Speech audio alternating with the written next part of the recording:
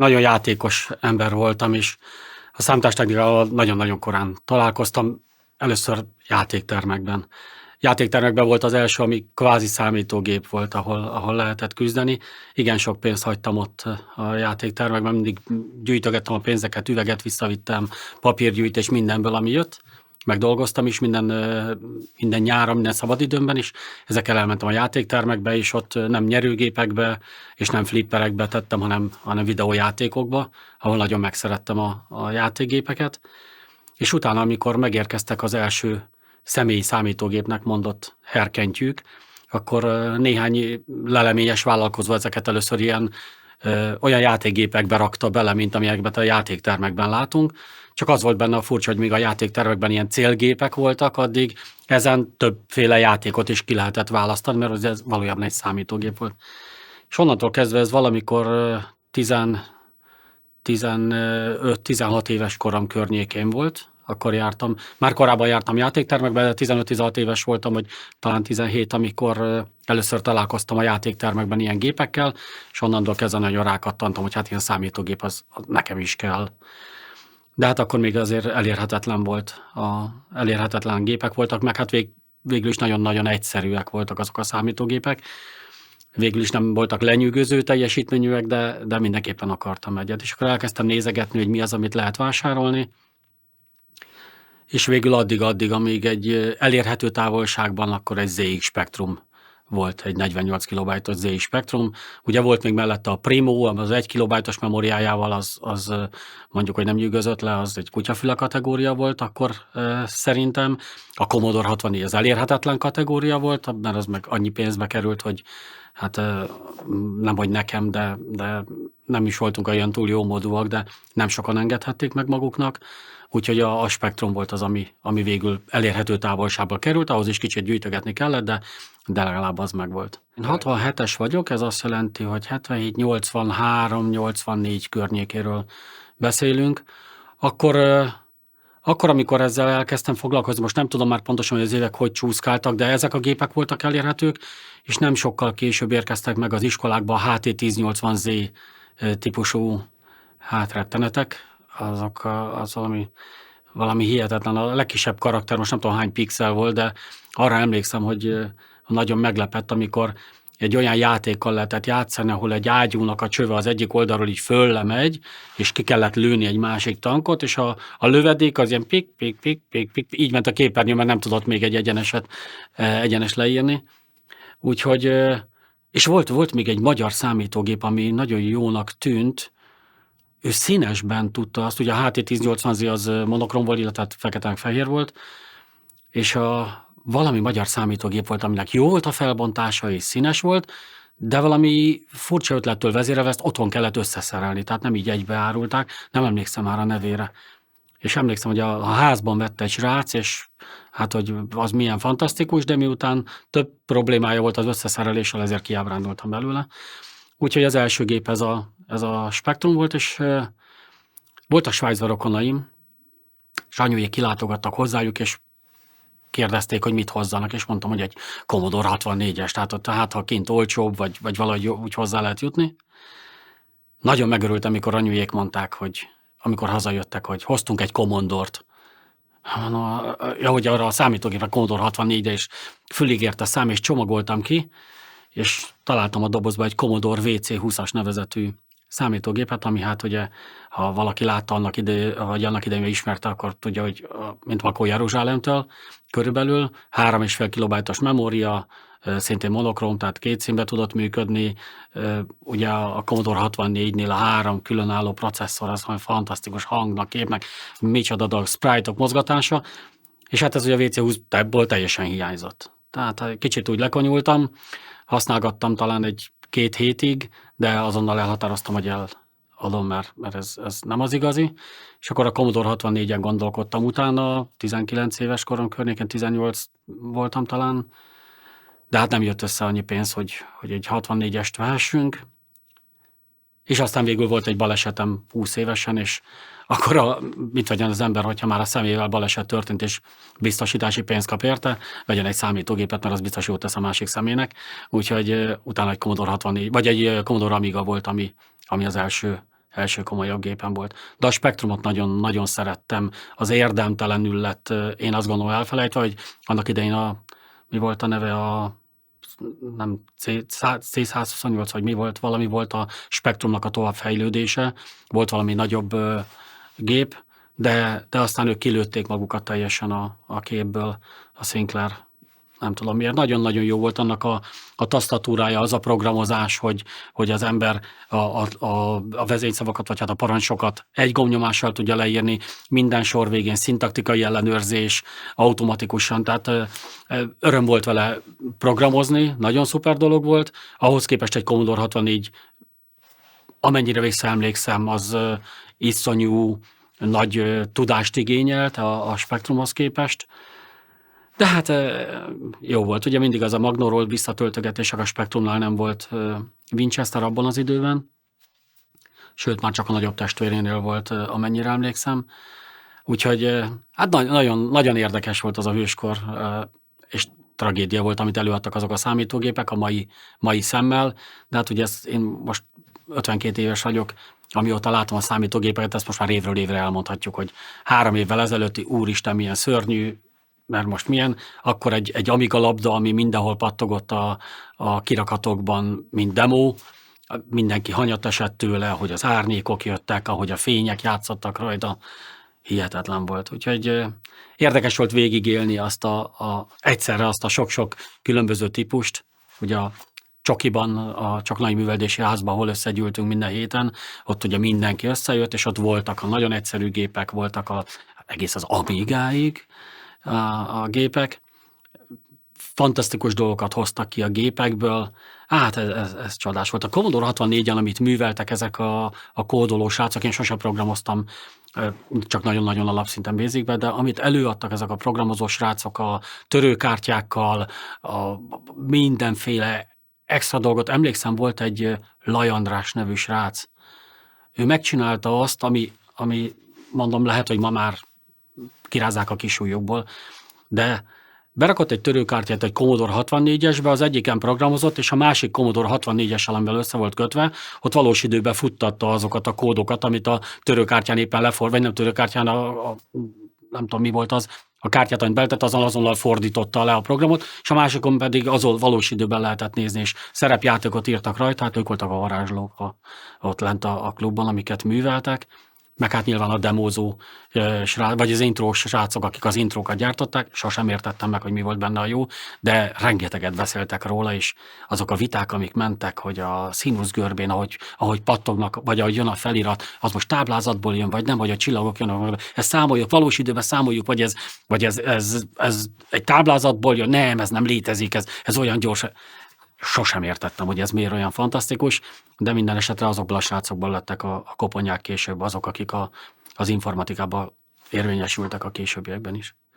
A számítógép beszerzés Magyarországon kicsit nehézkes volt, és nem, szinte lehetetlen volt normális módon, és nagyon drága volt. Tehát mindenki kacsingatott kifelé, nézegettük, hogy milyen lehetőségek vannak.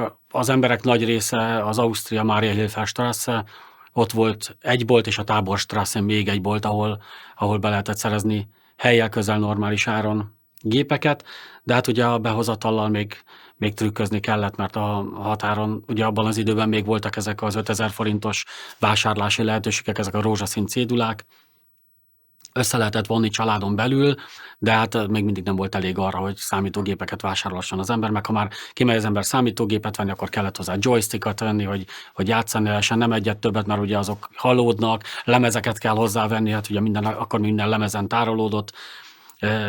Hát nem volt egyszerű, úgyhogy amikor hoztuk be az első Amigát, akkor mi is azt a megoldást választottuk, hogy kimentünk a boltba, megvásároltuk, kiszedtük a csomagolásból, az Amigát az utasülés előtti gumiszőnyeg alá elhelyeztük, óvatosan léptünk rá, lemezeket annyit hoztunk csak, hogy az békében ne legyen olyan feltűnő, az összes többit szét tudtuk szortírozni, és azt gondoltuk, hogy nagyon ügyesek vagyunk, mert hát ez ki gondolna erre, mert hát fantasztikus ötlet az, hogy elrejtjük egy gumilábtörlő alá. Odaértünk az osztrák határra, mentünk visszakérni a Mehrwersteiert. És bementem a számlával, mondtam, hogy tessék, és mondta a vámtiszt, hogy Jó, köszöni, de látni szeretné a számítógépet. Hát eszembe jutott, hogy uram, atyám, ez kijön velünk az autóhoz, meglátja, hogy jött velem azonnal, hát, hogy nem készültünk rá. És akkor kiért, és akkor mondtam a mellettem ülőnek, nem tudom, talán akkor még a barátnőm volt, mondom, hogy hát, hogy emelje már fel a lábát, legyen szíves. A vámos úgy nézett, hogy honnan halászunk elő egy számítógépet, csóválta a fejét, mosolygott, de mondta, hogy rendben van, mentünk a mervestáért intézni. Onnantól kezdve tiszta stresszben voltunk, hogy biztos felhívja majd a magyar határőrt, hogy megmondja neki, hogy majd nézze meg, mert ott van. Úgyhogy levert minket a víz, mire sikerül, de nem volt belőle semmi probléma. Tehát nagyjából így lehetett behozni a dolgokat. Ezzel kapcsolatban még volt volt egy eset később, amikor lemezeket hoztunk be, ugye másolgattunk állandóan, és a lemezeket, az Amiga lemezek azok ugye úgy voltak, hogy egy dobozban volt 10 darab, ebből egy nagy dobozban volt 10x10, tehát 100 darab, és ilyenből hoztunk 3. És hát természetesen ez már bőségesen túllógott a lehetőségek, amit hivatalosan lehetett hozni. Most megfogtuk, és beraktuk hátra, akkor egy Skodám volt, és a Skodának a hátsó ülése mögé azt úgy gondoltuk, hogy kiváló csempészhely, hát senki nem gondol rá, vélhetően mindenki tudta, hogy oda lehet bepakolni a dolgokat, és mentünk a határ felé, és ugye mindig tele volt az autó, hogy összerakhassuk a kedvezményeinket, és elmondtam a családnak, mert hogy én nagyon okos és ügyes csempész vagyok, majd én intézem, senki meg ne szólaljon, nehogy véletlenül valaki, ugye nem azt mondjuk, hogy vagy azt kell mondani, hogy 3 dobozzal hozunk, mert a 3 doboz az belefért még az egészben, nehogy véletlenül probléma legyen. Természetesen pocsékul hazudok, és rendkívül feszült vagyok, amikor ilyet kell csinálni, úgyhogy odaérkeztünk a határra, nem az osztrákra, hanem a magyarra, letekertem az ablakot, remegett már a kezem, ahogy letekertem az ablakot, oda jött a vámos, és ugye mindenkitől megkérdezte, hogy van-e valami elvámolni való. Mondtam, hogy nincsen. Hoztak valamit? Mondtam, igen, számítógép lemezt. És mennyit? 300-at. Jó, nem. És annyira benne volt a fejemben, hogy a 300-at nem mondjuk, hogy természetesen azzal nyitottam. Kérdezte, hogy 300-at? Ja, nem, ne haragudjon. 3 dobozzal csak elnézést. És végül nem is foglalkozott velünk, tovább engedett, de azt a stresszt, amit ott átéltünk, hogy itt most nem tudom, lelőnek minket a határőrök, mert ekkora fogás, hogy 300 lemezt hoz valaki, gondoltuk magunkról, hogy ez mekkora dolog. Úgyhogy a beszerzések azok nagyjából így történtek. Ausztriából mindig valamilyen úton, módon annyian mentünk ki, ahányan csak lehet. 5-en bezsúfolottunk az autóba, hogy az a mennyiség az rendben legyen. Lehetőség szerint olyan emberekkel mentünk ki mindig, akik nem akartak ilyen típusú dolgot vásárolni, tehát mondhatjuk, hogy ez az övé. Ő vásárolja magának mást, amit akar, és akkor így kvázi csempészgettük be az összes dolgot, amit csak lehetett. Annak idején, amikor kiment valaki vásárolni, akkor mindig egy valuta kerettel ment ki. Volt egy rózsaszín papírja, ami most nem emlékszem, hogy 1 év alatt, vagy 3 év alatt lehetett elhasználni őket, mintha valami 5000 forintos címletekben lett volna ez. Valami nagyon limitált összeg volt, és az benne volt, hogy össze lehetett vonni családon belül a dolgokat, ezeket az összegeket, de egy bizonyos mennyiségnél több pénzt nem is költhetett az ember kint, mert akkor ugye megvolt a valuta keret. Tehát úgy nézett ki, hogy ezzel a papírral lehetett igazolni azt, hogy mi még nem használtuk fel ezt a keretet, és akkor felhasználtuk, akkor ezt lepecsételték, vagy elvették, vagy nem tudom, mi történt vele. Szóval nem úgy volt, hogy a zsebünkbe betettük a pénzt, és akkor megyünk, annyi pénzt veszünk, amennyi pénzünk van, annyiért veszünk valutát, ugye akkor az osztrák shilling volt még, amiket lehetett venni, hát véletlenül sem így nézett ki. Már az problémát jelentett, hogy hol váltsuk a pénzt, mert ma már mindenkinek természetes, hogy oda megy egy pénzváltóhoz, vagy bemegy egy bankba is vált, akkor még ez se így nézett ki, hosszú sorokban kellett állni, akkor, amikor valahol jó pénzt lehetett, vagy jól váltották a pénzt. Ugye, hogy kiértünk Ausztriába, mi az, nem Neudorf az első falu, nem tudom, mi volt a neve az első falunak, ott állandóan kígyóztak a sorok, mert voltak olyan magyarok, akik rendszeresen átjártak és ott vásárolgattak, de hát ezzel én nem is tudom, máshogy oldotta meg, mert annyi mindent hoztak be az emberek, hogy arra rohadtul nem volt elég ez a kis rózsaszín papírokból összerakhatott dolog, de valahogy mégis mindenki megoldotta. Arra emlékszem, hogy az egyik legnagyobb dolog az volt, amikor a hűtőszekrényeket vásárolták a magyarok, és a hűtőkbe rakosgatták be a különböző dolgokat. Az osztrákok meg vagy nem gondoltak rá, vagy nem érdekelte őket, de de a hűtőládákba rengeteg mindent be lehetett hozni, azt össze lehetett csomagolni, és abban nagyon sok értéket lehetett áthozni, úgyhogy kicsit csempészárú volt. Az első idő az volt, amikor nekem még nem volt számítógépem, de volt olyan barátom, akinek volt, és hozzá mentünk el játszani rendszeresen. Én mindig játékos voltam, csak jóval később fordultam másfelé. Játszani szerettem vele. És volt olyan barátom, akinek volt számítógépe, egy ZX Spectruma, természetesen hozzájártunk át autóversenyezni, és emlékszem, hogy voltam olyan pofátlan, hogy annyira szerettem játszani, hogy mentem hozzá, és hívtam előtte, nem is hívtam, akkor még csak vezetékes telefonok voltak, talán megbeszéltük, hogy mikor tudok majd menni játszani, de én ráértem egy olyan időben is, amikor ő nem volt otthon. És felhívtam, hogy mikor leszel majd otthon, mondta, hogy akármikor. Néztem az órámat, hogy én már sokkal hamarabb vagyok, de hát én szeretnék játszani, úgyhogy elmentem hozzájuk becsöngetni, hogy jöttem egy kicsit játszani a gépen, és mondta az anyukája a srácnak, hogy tehát nincs itthon az Oli. És mondtam, hogy hát nem baj, én attól még tudok játszani, és viszonylag szerethető kisgyerek lehettem, mert beengedtek és hagyták, hogy hát kisgyerek, akkor 16 év körül voltam, és beengedtek, ott játszottam, aztán egy idő után éreztem, hogy ez pofátlanság második vagy a harmadik alkalom után, úgyhogy ezt nem csináltam meg, de próbálgattam keresni, hogy kik azok, akiknek vannak számítógépeik. Hát mondom, nagyon kevesen voltak, és valójában az igazi élet az akkor jött el, amikor a Csokonaiba lementem, Csokonai művelődési házba, és akkor ott megismerkedtem egy rakás sráccal. Van egy barátom, akivel ma is barátságban vagyunk, Szép Tamásnak hívják, akkori neve a Tomitron volt, ő is programozó volt, illetve ő is gyártotta az intrókat, és ő egy név volt akkor, egy ismert név volt. Meg egy másik srác, Krisztián, aki Painkiller néven futott annak idején, és velük együtt ott a Csokonaiban ismerkedtem meg kvázi az összes többi emberrel. Mondjuk, hogy nagyon sokkal nem, mert én inkább játszottam, és azok csoportosultak annyira, akik programozók voltak, mert ott egymással csereberélték az új törőkártyának az előnyeit, honnan lehet beszerezni a milyen kártyát, milyen freezert, és ott ők ebben merültek ki, és aztán voltak a normál halandók, akik pedig másolgatni jártak oda összeszedni az új programokat. Én inkább ezek közé tartoztam, bár elég közösségi ember vagyok, tehát én nagy átfedésben voltam közöttük, már a programozók meg a játékosok között, én mind a két oldalról ismertem sokat, úgyhogy végül is ott találtam meg azokat az embereket, akikkel lehetett cserélgetni, akikkel lehetett beszélni játékokról. Ugye a legnagyobb téma mindig az volt, hogy bizonyos játékban valamelyik szinten hogy lehet tovább jutni és mit kell csinálni. Ehhez volt elég játék ahhoz, hogy legyen mindig beszédtémánk, úgyhogy nagyjából onnan ismertem meg azokat, akik hát később is lettek valakik az informatikában. Én a péntekit szerettem, illetve én a péntekire jártam mindig, mert hát ne tűnjön nagyképűnek, szóval olyan kicsit nem lekezelően nyilatkoztak a srácok a szombatiakról, mert a szombati az copyparty volt kvázi.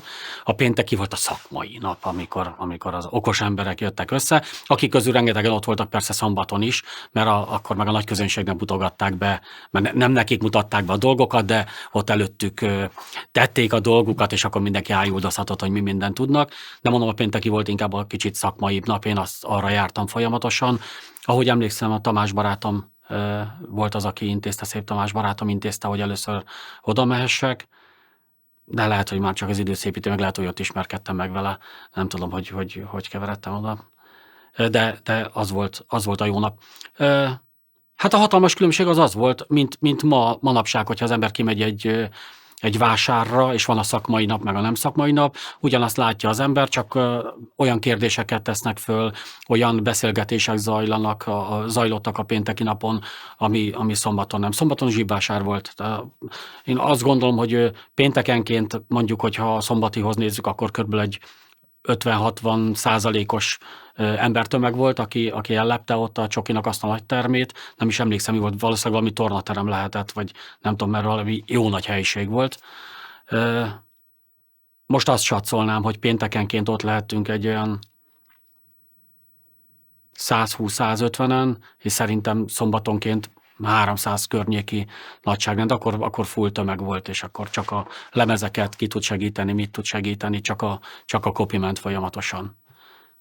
Nagyon nyitott volt a Csokinak az akkori igazgatója, nagyon szimpatikus volt, nagyon, nagyon sokban segítette azt, hogy egyáltalán ez a számítógépes kultúra ilyenre alakult ki Magyarországon. Szerintem nagyon, már nem is emlékszem a nevére sem, de nagyon sokat köszönhettünk annak, hogy volt valaki, aki egy csoportba lehetővé tette azt, hogy így összejöjjünk. Tehát a Csokiba, amikor valaki lement, akkor jó volt, hogyha vitt magával számítógépet, mert számítógép nélkül más jó indulatára voltunk hagyatkozva, amiből azért néha hiány volt, mert a kódolós srácok azok sokszor fennhordták az orrukat, ők nagyon-nagyon komoly szakemberek voltak, akik nem foglalkoznak ilyen hülyeségekkel. Persze saját maguknak másoltak, de nem volt szerencsés. Tehát az volt a jó, hogyha valaki vitt magával gépet.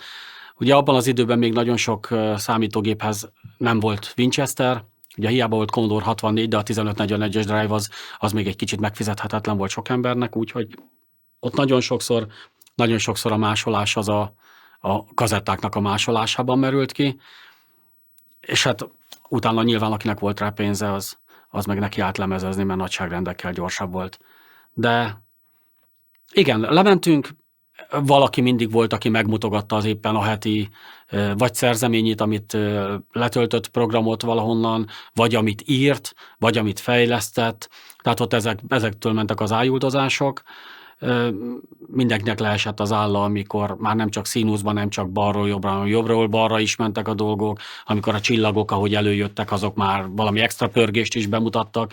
Szóval olyanok, amik ma úgy megnézzük, hogy és akkor mi van, az akkor csodaszámba ment. Fantasztikus dolgokat műveltek, hogy miket lehetett kihozni egy Commodore 64-esből, sokszor ezek a srácok egy-egy effektre többet hoztak ki a gépből, mint amit valaha játékban láttam volna. Tehát valószínűleg tényleg nagyon komoly szaktudás volt ott némelyiknél, nagyon-nagyon komoly programozói tudás, úgyhogy jó volt nézni őket. És akkor voltunk páran, akik szakmailag nem értettek hozzá, de ugye az ilyen komoly embereknek mindig kell a jó közönség. Én meg mindig jó közönség voltam, mert én mindig tudok kérdezni. Valóban érdekel, tehát azért kérdezek, mert érdekel. És nem okoskodok bele, mert ha kérdezek, akkor nyilván nem tudom azokat a dolgokat, amit nagyon sokan eltévesztenek, és amikor felteszik a kérdést, utána megpróbálják megválaszolni azt nem nagyon szoktam megérteni.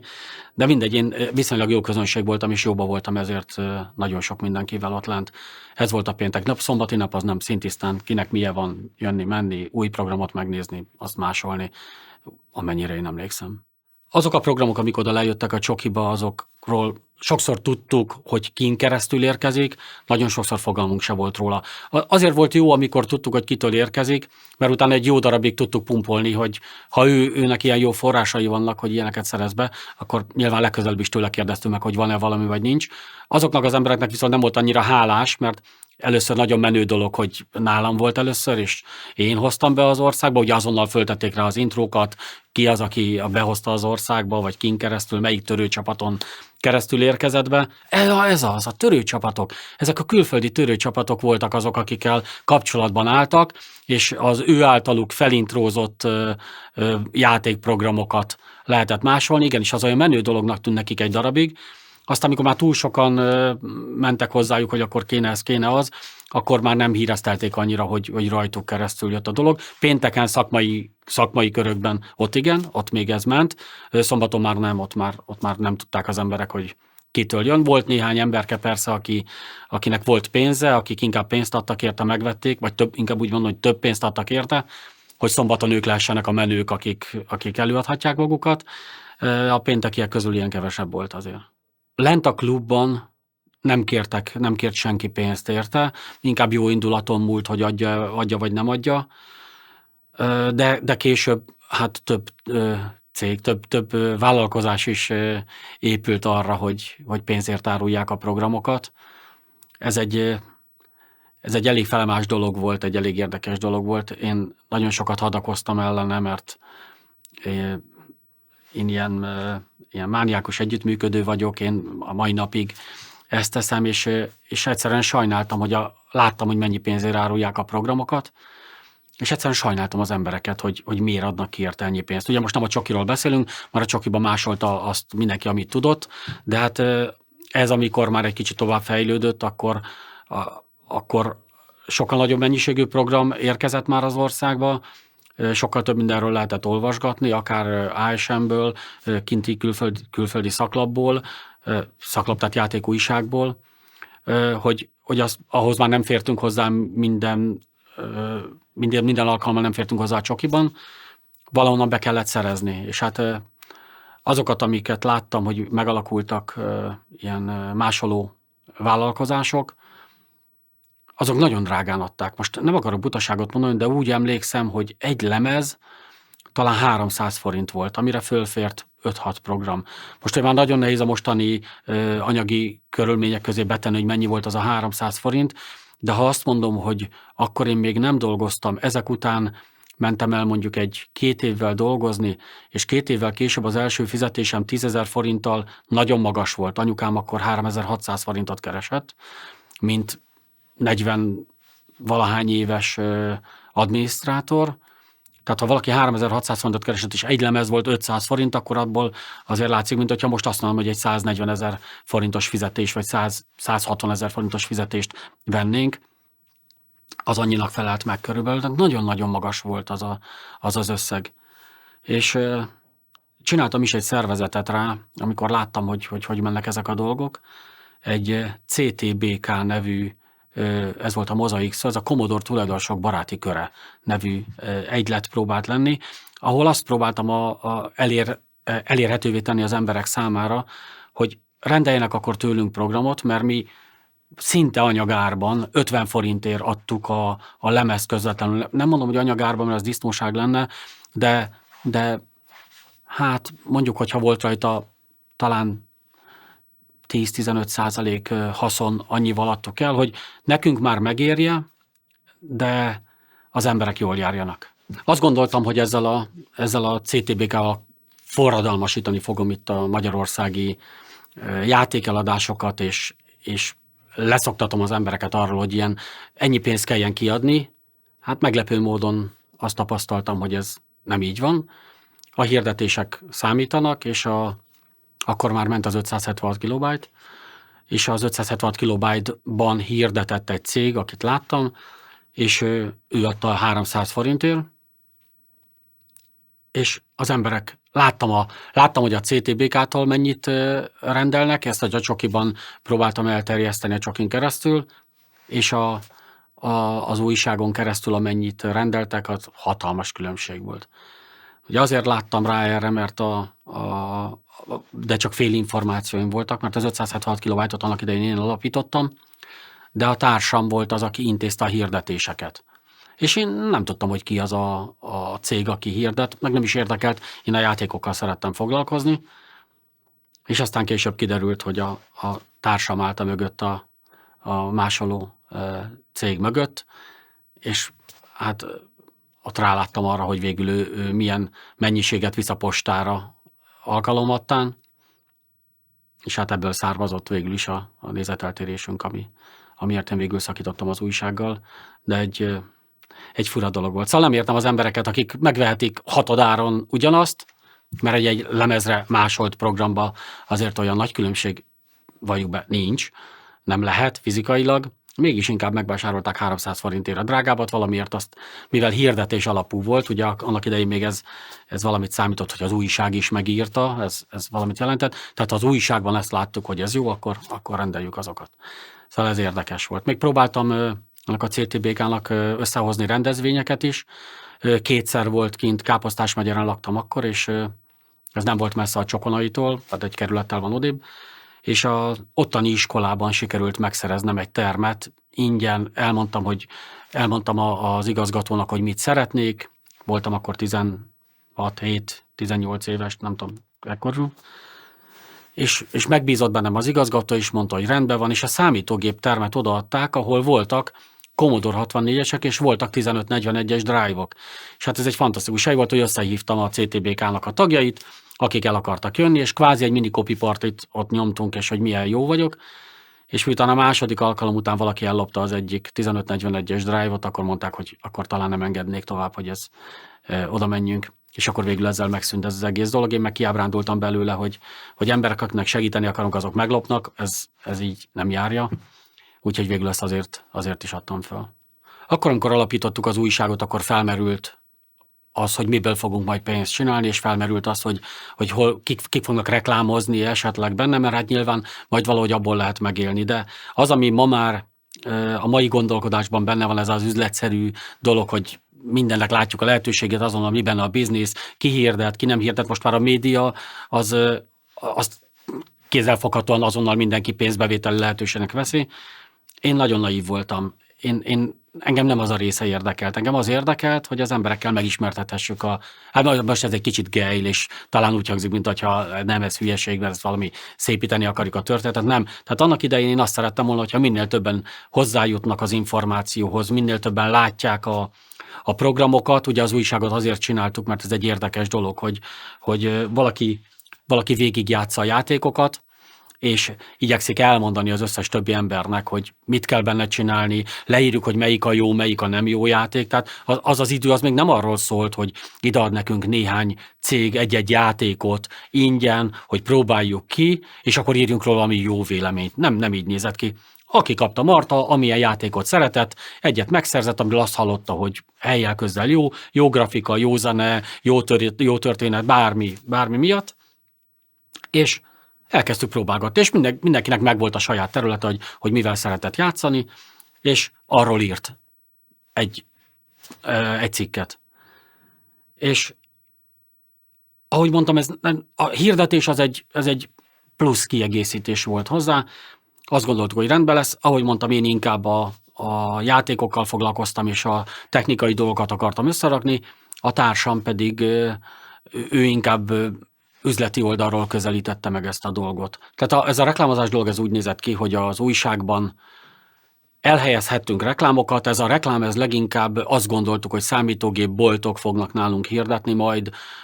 Kint Ausztriában, ahova jártunk ki rendszeresen mi vásárolni, ott a társam lebeszélte a Táborstrasse és bolttal, hogy akkor ők majd hirdetnek az újságba, valamelyiknek a hátoldalát, ugye a borító 2, tehát a hátoldalra, talán volt is olyan, amikor megvette az egészet, az egy nagyon jó pénz volt, de ahogy mondtam, akkor még én nem a reklámból akartam megélni, én kezdtelésből csináltam ezt a dolgot, és hát bíztam benne, hogy azért, ahogy számolgattunk pénzt, számol az ember nyomdaköltség, remittenda, mennyi marad meg belőle, és ebből számoltunk egy viszonylag normális bevétellel. Úgyhogy nekem eszembe se jutott ez. És én világéletemben rossz üzletember voltam, mert én valahogy mindig a sok-sok munka csekély haszon irányába mentem el, míg az okosabb üzletemberek azok ugye épp az ellenkezője, tehát kevés munka, sok pénz. Úgyhogy én nem is értettem volna egyet, vagy nem is értettem egyet azzal, hogy a programokért ennyi pénzt kérjünk. Én mindig abból indulok ki, hogy az embereknek milyen lehetőségeik vannak, és ha azokon a lehetőségeken belül még valami jó dolgot tudok nekik ajánlani, akkor ajánlom, de nem fogok felajánlani a mai viszonylatban egy 150 000 forintot kereső embernek, nem fogok felajánlani egy 2 milliós fantasztikus vételi lehetőséget valami technikai dologra, mert tudom, hogy az erején felül történne. Tehát akkor is így volt, én erre nem gondoltam, a társam meggondolt. Annak idején, amikor játszottunk a srácokkal, akkor mindig a fejemben volt az, hogy ezt meg kéne mutatni másoknak is. Hát a Csoki Klub lehet, hogy egy nagyon ismert klub volt Magyarországon, na de hát ez ugye Budapestre korlátozódott, és Budapesten sem mindenki tudta megengedni magának, hogy átutazza a város, vagy nem akart átbumlizni a városon villamossal, busszal valahonnan.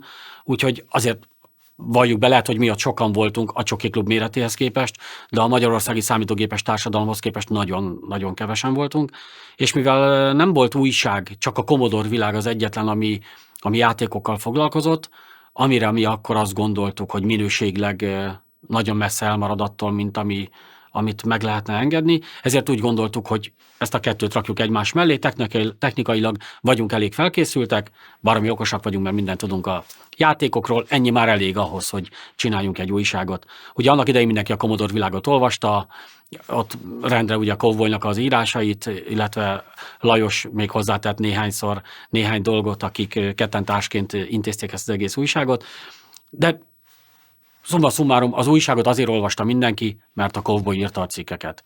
Ez dőlt mindenki a röhögéstől, hihetetlen jó humora volt, és mi azt gondoltuk, hogy azzal mi a minőség oldaláról közelítjük meg, mert ez jó pofa, de majd mi is leszünk jópofák, de még minőségibbek is. Úgyhogy akkor még ilyen, leszünk olyan jók, mint a Commodore világ. Jutott az eszünkbe, tehát főként az ismeretterjesztés, és nyilván valamennyire azért a pénz is, hogy ott lehet valamennyi pénzt keresni. A számolásaink végeredmény azért nem azt mutatta, hogy ez bomba üzlet, de valamennyire tisztességes üzletnek tűnt. Egy normál fizetéshez képest a dupláját biztos meg lehetett számolásaink szerint, vagy számításaink szerint meg lehetett vele keresni. Úgyhogy főként ezért akartuk az újságot megcsinálni, amiről aztán azért kiderült, hogy nem annyiban áll, hogy okos emberek, magukat okosnak gondoló emberek betördelnek csak úgy sétsútja egy újságot, és már mehet is nyomni, és ez már minőségi lesz ettől. Hát nem így történt a dolog. Ez annál egy kicsit nehezebb volt. A Csoki Klubban sokszor találkoztunk egymással, ugye ez a pénteki napokon a kemény mag volt jelen, és nekem volt jó néhány srác, aki nagyon szimpatikus volt. És amikor ezen elkezdtem gondolkodni, hogy újságot kellene csinálni, akkor megkérdeztem tőlük, hogy ők mit szólnának hozzá. Nekem volt valamennyi pénzem, nem, a sok pénz az nem igaz, de én gyerekkorom óta minden nyaramat, minden szabadidőmet valami gyűjtögettem, valami pénzt kerestem, tehát én mindig rakosgattam el a dolgokat, illetve hát, mivel gyerekkoromban gyerekszínész voltam, abból is, amit 14 évesen megkerestem pénzt, vagy 14 éves koromig, azt anyunak odaadtam, aki eltette, tehát igyekeztem összespórolni a pénzt. Hát ez még távolról sem volt elég persze az újságra, de mindesetre úgy gondoltam, hogy ennek neki tudok futni.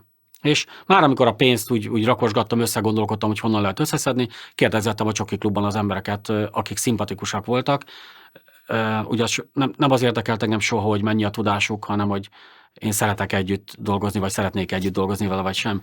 És azokat az embereket kérdezgettem meg, akik számomra szimpatikusak voltak, hogy csinálnánk egy újságot, szeretne benne cikkíró lenni. És összehoztam talán vagy 6 embert, 5 vagy 6 embert, és már gondolkodtunk erősen, és beszélgettünk róla egyre többet, és akkor egyszer csak valamelyik pénteken mondták, hogy van még egy srác, aki éppen most akar újságot indítani. Hát nem tudom, hogy ki az, de hát majd akkor már 3 újság lesz, akkor lesz Commodore Világ, meg lesz a másik 2, mindegy, és megkeresett a srác, hogy hát ő úgy gondolja, hogy ha már egyszer egy időben akarunk újságot indítani, ennek talán nincs akkor a realitása, de mi lenne, hogyha együtt indítanánk.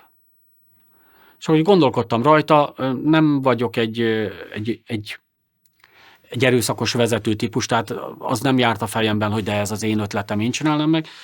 Úgyhogy valójában észszerűnek találtam az ötletet, és leültünk Zsolttal megbeszélni, hogy néz ki. Ő szintén hasonló fázisban volt az újsággal, mint én, kezdett már kialakulni a fejében az egész, szedte össze ő is ugyanúgy az embereket, mint én, és leültünk ilyen közös megbeszélésre, hogy akkor Árpi tábora, Zsolt tábora, egy asztalnál, mit szóltok hozzá, és ha jól emlékszem, talán volt 1-2-3 ember, aki azt mondta, hogy neki így nem, mert vagy én nem voltam szimpatikus az ő társaságából valakinek, vagy az enyémből ő. Végül megmaradtak talán 7-8-an, akik cikkeket írtak, és neki indultunk ezzel a táborral. Nem volt olyan egyszerű, mint ahogy gondoltuk. Összeállni, kitalálni a dolgokat még nagyjából rendben van, de hát ahogy ma már látom, a legnehezebb dolog mindig az emberekkel való bánás. Itt meg ugye leült 7-8 olyan ember velünk együtt, mondjuk 9-10 ember, aki a programozók oldaláról, vagy a cikkírók oldaláról mindenki valakinek ott számított a klubban, márpedig ha valakinek számít, akkor kihúzza magát, akkor van egy kis önérzet.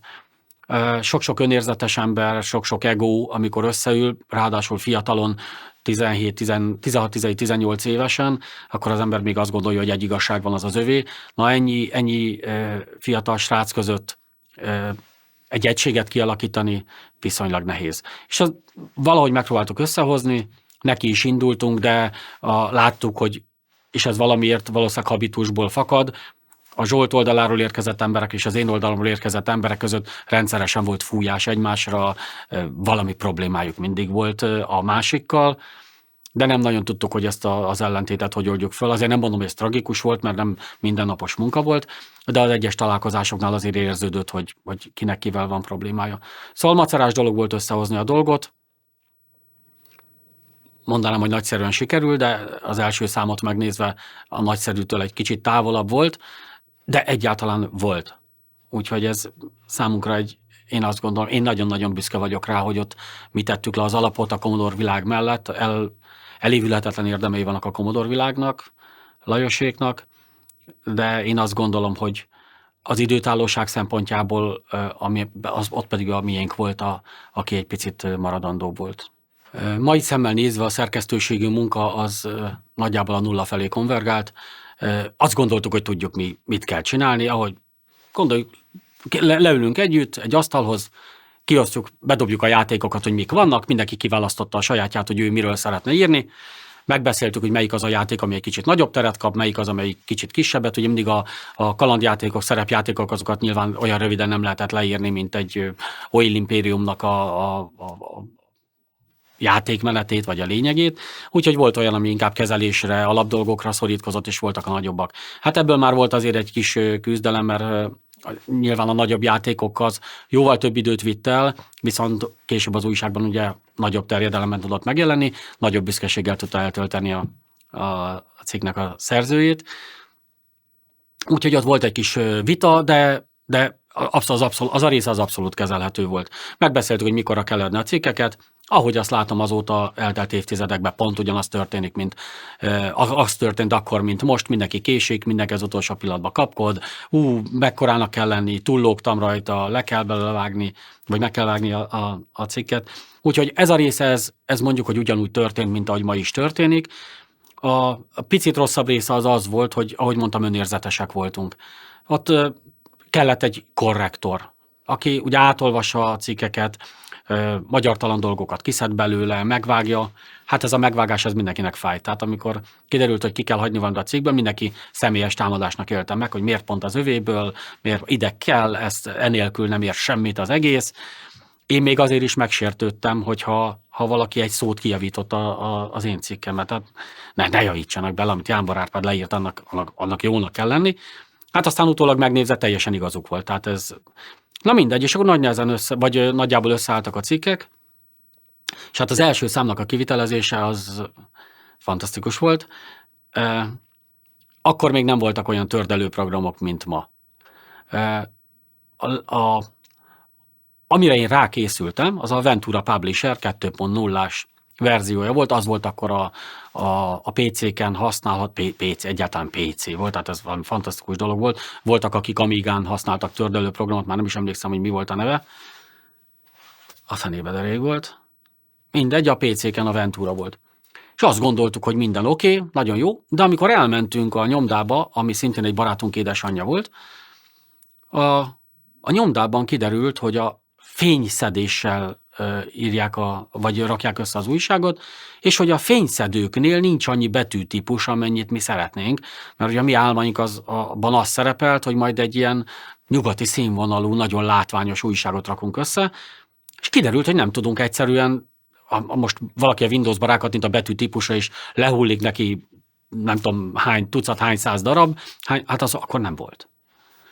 És akkor rájöttünk, hogy hát akkor ezeket hogy kell megcsinálni, és akkor jöttek elő azok a programok, amikkel meg lehetett csinálni mondjuk fejcímeket. Akkor nem Corel Draw, most nem tudom mi volt akkor, ami ennek megfelelő volt, de Corellel meg lehet rajzolni mondjuk valami jópofa betűtípusból egy címet. Nincsenek magyar ékezetek, még ugye abban az időben nem voltak erre berendezkedve, azokat rá kellett fabrikálni vesszőnyomtatásból, kis vízcseppecske rajzolásból, vagy kézzel megrajzolásból kellett rárajzolni. És hát ez odáig fajult, hogy még csak nyomtatónk sem volt minden azokon a gépeken, amiken spéci dolgot nyomtattunk ki, volt, hogy nem lehetett hozzáilleszteni, nem volt pénzünk, nem lehetett hozzáilleszteni más nyomtatót, csak egy Matrix nyomtatót tudtunk hozzá applikálni. És hát jött már a nyomdába ment a dolog, és a fényszedéssel a normál szöveget az ottani tördelők, azok megcsinálták, berakták, de mondták, hogy ide kéne akkor egy fejci. Hogy rendezzük el? Azon gondolkodtunk, hogy ilyenen nem gondol. Azt hittük, hogy ez így jön, úgy berakunk egy nagy képet, egy kis szöveget, egy fejcímet, és akkor minden nagyon jó lesz. Hát amikor ide értünk, akkor kiderült, hogy lövésünk sincs róla, hogy egy újságkészítés az miből áll, hogy a tipográfia az mit jelent, hogy mitől lesz esztétikus, ezt mindet nem tudtuk. És nagyjából annyiból állt az újság megszerkesztése, hogy itt akkor 3 hasáb lesz, fölötte egy kicsi kép, a túloldalon 2 hasáb és egy nagyobb kép, hol törjük meg a szöveget, hova tegyük a címet. Ennyi volt amennyit meg tudtunk határozni. Ez, hogy alárakjunk képet a szöveg alá, esélytelen. Tehát nem is láttuk a számítógépen, nem egyikünk sem foglalkozott ilyesmivel. És a nyomdában mondták, hogy hát ez azért így egy kicsit furcsa, nem így kéne egy újságot készíteni, és mondtuk, hogy ez nagyon jó lesz, csak higgyék el.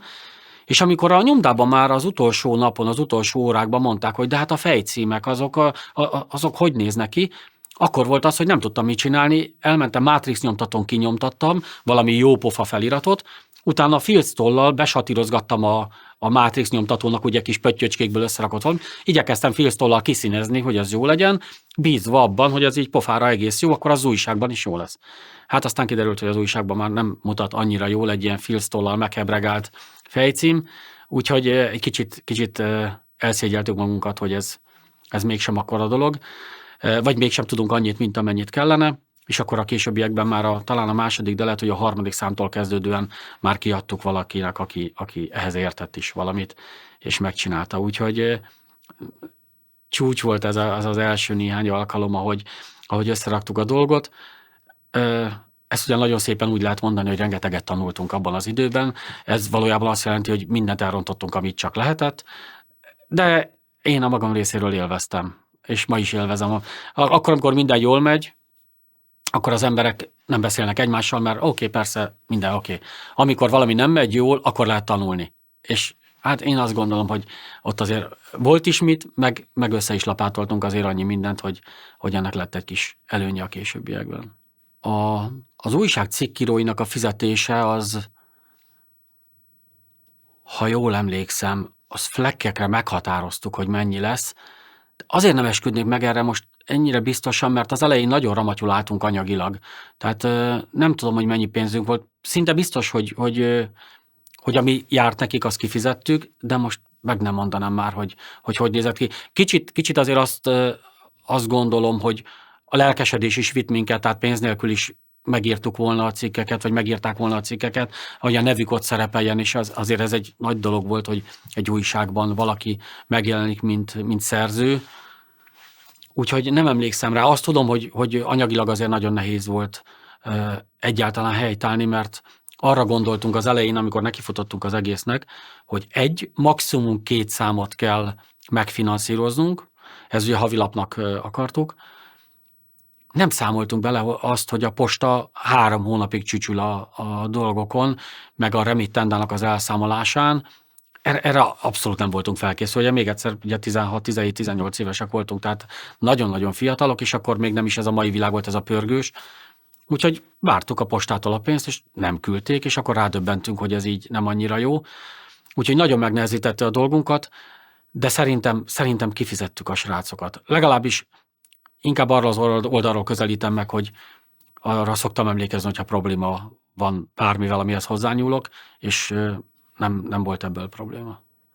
A terjesztés oldaláról nem igazán gondolkodtunk rajta, hogy lehet-e probléma, és valójában azt mondanám, hogy olyan probléma, ami minket érintett, nem volt. A postával való megállapodás annyi volt, hogy bizonyos határidőre le kellett adni nekik az újságot, amit ugye a nyomdából küldtek oda, a nyomdának volt benne gyakorlata, tehát ők tartották a postával a kapcsolatot egyéb nyomtatványaik vagy egyéb kiadványaik miatt.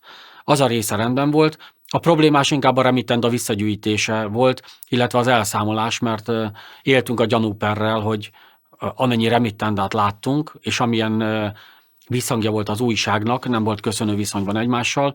Lehet, hogy túlértékeltük saját magunkat a pozitív visszajelzések alapján, de sokkal több remittenda jött vissza, mint amire számítottunk, és amikor megkértük a postát, hogy mondja már meg, hogy honnan jönnek ezek vissza, és mennyi jön vissza, akkor ez az elszámolás nagyon nehézkes volt, a posta nem igazán adta meg ezeket az adatokat. Valahogy, ahogy megtudtuk, az lehetetlen volt. Tehát valószínűleg vagy nem szállították ki sok vidéki kisvárosba, és onnan hozták, azt mondták, hogy senki nem kereste, és visszahozták az újságokat. Tehát az elején elég magas volt a remittendának az aránya, ami egy picit meg is kérdőjelezte, hogy ez mennyire lesz jó üzleti vállalkozás a későbbiekben, de hát azt gondoltuk, hogy még csináljuk pár számot, azért meg kell próbálni, adjunk neki lehetőséget, hogy kifussa magát, de nem a postával egyéb, nem az, hogy ahogy mondtam, 3 hónap elszámolási idő, az piszok sok volt, legalábbis a mi anyagi helyzetünkhöz képest. A szerkesztőségbe érkeztek levelek, ami szerkesztőségbe, tehát valamelyikünk lakására érkeztek levelek, nem túl sok, tehát azért azt nem mondanám, hogy reprezentatív felmérésnek betudható mennyiségben.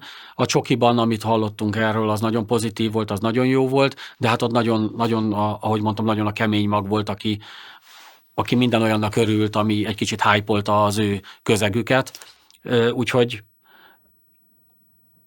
nem is nagyon volt, ugye akkor még internet az nem annyira, nem tudott ezen keresztül visszajönni hozzánk semmi információ, úgyhogy baráti társaságban, amiket hallottunk, azok nagyon pozitívak voltak.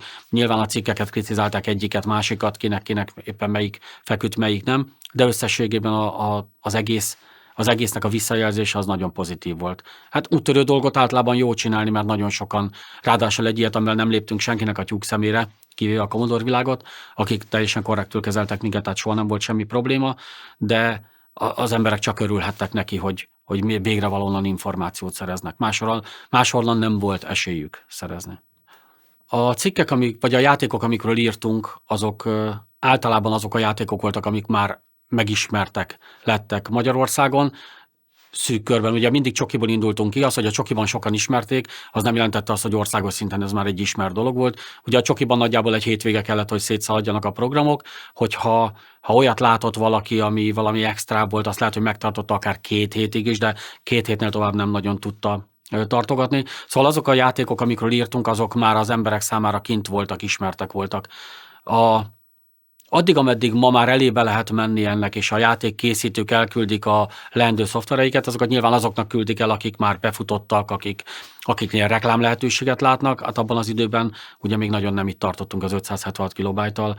Egy hobbilap volt, egy játékújság, ahol a játékosok írogattak róla, és nem beharangozó szerepe volt, hanem segítő szerepe a játékoknál. Szóval semmi probléma nem volt azzal, hogy olyanokról írunk, amikkel az emberek már játszanak. Olyan is volt, ami már fél éve vagy 3-4 éve kint volt, de tudtuk, hogy nehézségek vannak ugye megint csak a csokiban azért direktbe hallottuk a problémákat, ebben a játékban mit kell csinálni, a Space Quest-ben elakadtam nem tudom hol, mondott egy helyszínt, nem tudja, hogy kell tovább menni, na akkor gondolta Tamás barátom, hogy akkor ő ír a Space Quest, talán az 5 volt akkor, amiről ő írta a cikk, vagy 2, mindegy, írta a cikket, és színtisztán arról szólt, hogy melyik helyen mit kell csinálni, mire figyeljünk, mert nem voltak a játékosok még ilyen gyakorlottak, mint most. Ha valaki elkezdett játszani egy bizonyos fajta játékkal, azt nem rázta ki a kis ujjából az összes szituációt, és tudta azt, hogy ha nem tudom, most lehet, hogy butaságot mondok, hogyha mész egy szerepjátékba és meglátsz egy hordót, az biztos szét kell verni, mert benne van valami, vagy alatt van valami. Tehát ilyenek még nem voltak kialakulva, úgyhogy nagyon elkélt a segítség, hogy mikor mit kell csinálni. Commodore Amigán volt talán Dragon Slayer volt a neve a játéknak, megint csak már a memóriám amúgy sem brilliáns, de mint a 14 lemezes játék lett volna Commodore Amigán, és a játékot úgy kellett játszani, hihetetlen gyönyörű grafika volt, akkor abban az időben ilyen rajzfilmszerű grafika, de nagyjából egy olyan 8-10 másodperces vagy 15 másodperces aktivitás volt egy-egy helyszínen, ahol utána cserélni kellett már a lemezt, mert nem fért be a memóriába annyi minden. Na egy ilyen játéknál, ráadásul amikor akciódús, hogy jön egy sárkány, valamit csinál, mit kell csinálni? Balra mozdulni, jobbra mozdulni, balra meg lefele, vagy fölszúrni, leszúrni, rugni, nem tudom, de ilyeneket kellett leírni az újságokba, hogy valaki tovább tudjon menni, mert magától megőrült az ember sokszor. Úgyhogy sokkal, ahogy mondtam az előbb, sokkal inkább segítő jellegű volt, technikai segítség a játékokhoz, mint sem hype-oló és beharangozó. Az a világ, amit akkor éltek a csokis emberkék, az egy más világ volt. Ott én kilógtam a sorból, mert ahogy mondtam, én nem akartam programozni, nem akartam kódolni, nem akartam intrókat csinálni, nem akartam technikai oldalról, maximum az érdekelt, hogy az éppen aktuális törőkártyák mit tudnak, és milyen másoló program van rajta, és milyen loadere van, és maximum idáig. De a társaságnak mondjuk ott a 80-90%-a volt az, aki kicsit hasonlított a mai számítógépesekre, akik jobban benne vannak, hogy így elvonulnak a világtól, beülnek a gép mellé, és ott élik az életüket, és órákig küzdenek azzal, hogy nem tudom, egy másoló programnak a hibáját kijavítsák. Nagyon egyrésztől tiszteletre méltó volt az akármilyen furán is hangzik a 16-17 éves gyerekek, sőt, hát azért voltak ott fiatalabbak, 13-14 évesek, az a szakmaiság, az a tudás, ami ott náluk előjött, az nagyon komoly volt. De ők egy kicsit egy kicsit szubkultúra volt, vagy ők szubkultúrában éltek, vagy azt építgettek. Fura volt számomra. Én mindig azt gondoltam, hogy én vagyok a normális, ők meg a kicsit furák, de hát ugye az őrült, meg a zseni között sincsen olyan nagy eltérés, ők meg a normál ember között sem volt olyan nagy eltérés, csak ők a számítógép felé billentek el, és ahogy mondtam, annak idején nem nagyon voltak anyagok, amiket összeszedhettek, amiből elolvastak sok-sok mindent. Aki tudott valami idegen nyelvet, az talán hozzájuthatott valami külföldi újsághoz, de az összes többit ők azt maguknak találták ki. Egy-egy ilyen hétvégén, amikor cserélték az információkat, amikor elmondták egymásnak, hogy milyen megoldást találtak erre, arra, amarra, azt azonnal elkérték azt a rutint, azt a kódot, emlékszem, hogy assemblerben programoztak, és akkor valami hihetetlen jó dolgot 4 sorba le tudott valamelyik írni. Fú, ez milyen fantasztikus, már én ezt 12-ben oldottam meg is. Tehát nagyon komolyan értettek hozzá, még akkor is, ha számomra érdektelen volt az, amit csináltak, de ettől még láttam, hogy ők értenek hozzá, de kicsit furák voltak. Volt sok köztük, aki kicsit ápolatlan, aki kicsit büdös, mert ugye az életét a gép mellett tölti, és a külvilágot azt helyjel közel kizárta, de nagyon értékes emberek voltak szerintem abban a világban, és nagyon sokat köszönhet nekik a magyarországi számítógépes társadalom, mert azért kerültek ki közülük nagyon-nagyon jó pozícióba került emberek, olyanok, akik letették a névjegyüket később nemzetközi szinten is. A csokiba járó emberek elég vegyesek voltak. Elég könnyen meg lehetett állapítani azt, hogy ki az, aki sok pénzzel rendelkezik, nem sokat ért hozzá, de azzal a technikával, amivel ő felvonul, ezt szeretné bemutatni másoknak, és ezzel próbál magának egy kis nevet szerezni, vagy ismertséget szerezni, és kik voltak azok, akik nagyon csórok voltak, de nagyon szerettek volna a számítógép közelébe menni. Ettől függetlenül azt gondolom, hogy olyan hatalmas átjárás a társadalomban nem volt, mert akik a számítógép irányába elindultak, ők már általában egy picit másabbak voltak, mint a normál halandók. Tehát nagy volt a keveredés nyilván, mind anyagilag, mind habitusban nagyon nagy szélsőségeket lehetett megtalálni ott, de mégis azt mondom, hogy valahogy inkább úgy határoznám meg, amennyire az emlékeimből elő tudom szedni, hogyha vesszük a normál fiatalokat, akik abban az időben éltek, annak ebbe az irányba elforduló mondjuk 10%-a volt az, aki itt megjelent. A 10%-ban anyagilag nagy különbségek voltak, de érdeklődésben nagyon hasonlóak. Hát valóban nem jött ide egy budai gyerek, aki sportoló akart lenni, az nem jött le ide számítógépezni, és ugyanúgy nem jött ide nem tudom, Mezőfalváról nem jött ide a srác, aki egyébként kertészkedik. Ő sem jött ide, és nem érdeklődött az informatika iránt. Tehát ez egy elég szűk, elég hasonló érdeklődésű közösség volt azért a nagyjából. Úgyhogy én nem érzem azt, hogy ez valamilyen szinten olvasztó tégely, de valós, igazi nagy keveredés társadalmi osztályok között nem volt. Annak idején, amikor a klubban a játékokat másolgattuk, akkor felmerült nyilván a kérdés az, hogy ennek a jogvédelme az mit jelent. Bár az igazat megvalva annyi idősen ilyen szóval, hogy jogvédelem, nem copyright, azt tudtuk, mert fel volt írva mindenhova, de olyan különösebben nem foglalkoztunk. Tudtuk, maximum annyira foglalkoztunk vele, hogy már akkor tudtuk, hogy védik a programokat emiatt, mert hogy egyébként tilos lenne másolni, de akik mégis illegálisan másolják, azokat próbálják valahogy kiszorítani a másolás védelmekkel, de mi ezzel szinte csak technikai oldalról foglalkoztunk. Ki az, akinek már van olyan másoló programja, aki ezeket a programokat simán tudja másolni. Most ma már azt gondolom, de ez nagyban függ azért az embernek az anyagi helyzetétől, hogy nagyon szépen elmondhatja mindenki a mai világban, hogy ő mennyire törvénytisztelő és mennyire nem használ máshol dolgokat, miközben, hogyha emlékszünk, még azért a videókazetták mondjuk 11-2 évvel ezelőtt még voltak, boldog-boldogtalan másolt, és senki nem gondolta azt, hogy ezzel most valakinek kárt okoz. Úgy annak idején ugyanez volt a helyzet ezekkel a programokkal. Magyarországon nem lehetett egyébként hozzáférni a programokhoz, nem volt hivatalos bolt, ahol ilyen programokat vehettünk volna. Nyilván megrendelhettük volna külföldről, de most nagyságrendileg, amennyire emlékszem, ha azt mondom, hogy hogy egy játéklemez mondjuk 300 forint volt azzal az 5 játékkal mondjuk, ami rajta volt, akkor ez azt jelentette, hogy akkor egy darab programnak az ára mondjuk 6-7-800 forint volt, ez egy program, hogyha az ember megvette volna. Tehát valami ilyesmi nagyságrendekben kell gondolkodni. Nagyon nagy volt a különbség a kettő között. És valahogy, ahogy mondtam, mivel Magyarországon nem találkoztunk lépten-nyomon olyan cégekkel, olyan hirdetésekkel, akik ezeket hirdetnék, tehát tudatosulhatott volna bennünk, hogy mi őket meglopjuk jelen pillanatban, ezért valahogy ezen nem morfondíroztunk. Senkit nem láttam, aki lelkiismeretfurdalástól gyötört arccal másolta volna le magának a programot, szemrebenés nélkül bárki. Azért az jóval később kezdett el elterjedni, hogy na hát itt a boltban is meg lehet venni. Ugyan baromi drága, én azért másolom le, hát akkor ugye ez most nem annyira tisztes, de ez akkor még nem. Annál sokkal, de sokkal később alakult ki. A számítástechnika magyarországi elterjedése az rengeteg mindentől függ, vagy függött. Természetesen nem akarunk magunknak, vagy nem szeretnék annak a csoportosulásnak nagyobb jelentőséget tulajdonítani, mint amilyen valójában volt. És azt hiszem, hogy nagyjából reálisan fogalmazom, meg ennek ellenére ha azt mondom, hogy nagyon jelentős köze volt. Ugye, hogyha ma megnézzünk egy üzleti vállalkozást, mivel kezdődik, tömegbázis kell hozzá toborozni, és annak idején, mikor a számítógép bejött az országba, ugye nem munkára használta senket.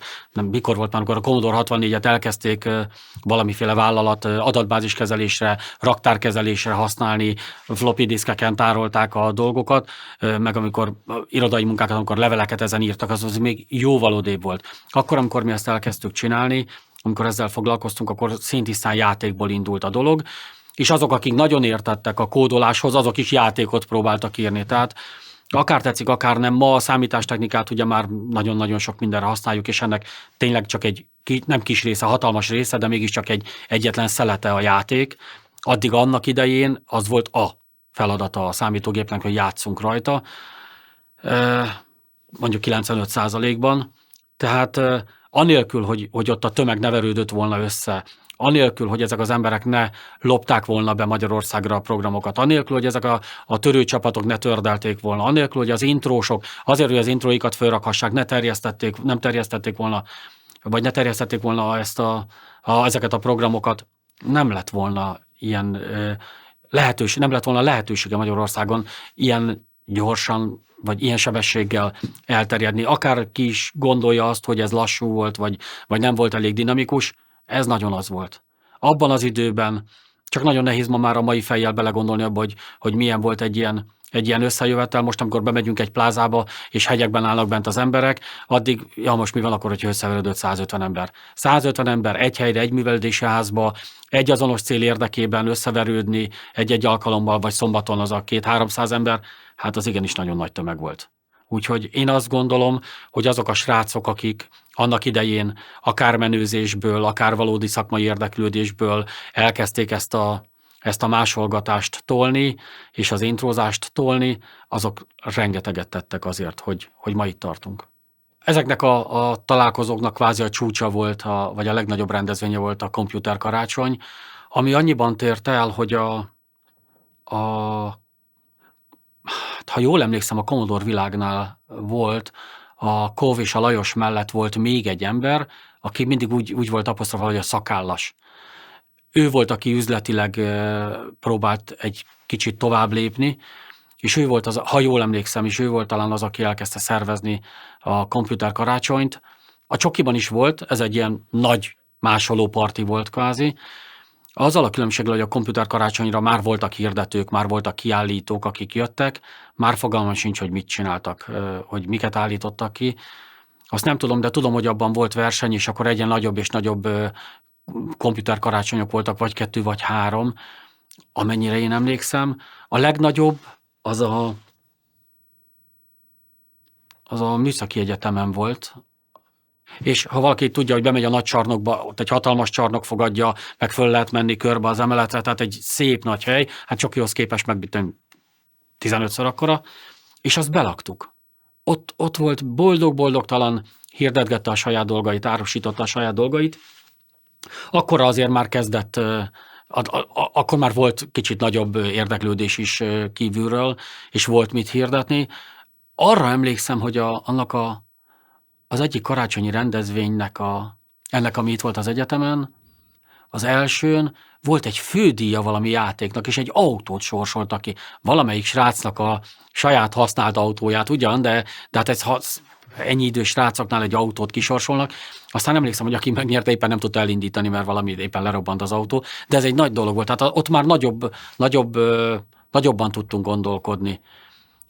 Az egy jó rendezvény volt, de az üzletileg nem tudom, hogy mennyire volt jó vagy nem. Aztán azt hiszem, hogy a jogvédelem miatt ott már később odafigyeltek rá, és azért álltak le ezek a copy partik, mert az egy giga copy party volt valójában, az a komputer karácsony. De jó pofa volt, jó, nagyon sokan voltak, és azt jó volt látni, hogy akár bevallottuk, akár nem, azért egy kicsit jó érzés volt, hogy mi, akik ott a csokiban nekiálltunk valamit csinálni, annak most ez lett a végeredménye. Nem akartok senkitől elvitatni, vagy beszélek a magam nevében, senkitől nem akartam elvitatni az érdemet, hogy ezt összehozta, de úgy éreztem, hogy egy kicsit odaírtam én is a nevemet az aljára ennek a rendezvénynek.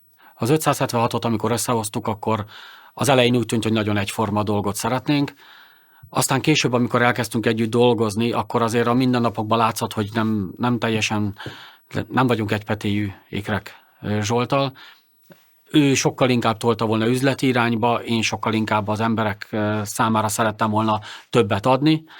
Úgyhogy ezt még megpróbáltuk úgy, ahogy összeegyeztetni, de és a mindennapokban ez működött is, tehát a cikkírókkal meg tudtuk beszélni azt, hogy nézzen ki, békét tudtunk teremteni, hogy kinek mekkora része van. Technikailag nagy támogatásra nem voltak szorulva, mert ugye mindannyian benne voltak ebben a közösségben, tehát a játékokat meg tudták szerezni, a környezet meg volt hozzá, itt már csak ülni kellett és játszani vele. Szóval maga az előkészületek, vagy az újság előkészítés az nem okozott különösebb nehézséget. Különösen a második szám után, amikor rájöttünk, hogy ez így nem fog menni, hogy mi tákoljuk össze az újságot, és akkor kértünk szakmai segítséget hozzá, és pénzbe került ugyan, amivel előtte nem számoltunk, de inkább megérte így csinálni. Szóval az a része teljesen rendben volt. Én a 4. részig maradtam együtt az újsággal, amikor úgy tűnt, hogy pályára állt az egész. Én sajnos mindent, akármit egész életemben mindent csak addig csináltam, ameddig jól éreztem magam benne. És amikor úgy érzem, hogy ellentétek vannak köztem és a túloldal között, most nevezzük akár munkadónak, akár társnak, nem csinálom tovább a dolgokat. És hát emiatt a Proszolg miatt volt egy nagyon komoly nézeteltérésem a társammal, mert azt elfelejtette elmondani, hogy ezt ő csinálta, és kvázi a hátam mögött ő extra pénzt húzott ki az újságból.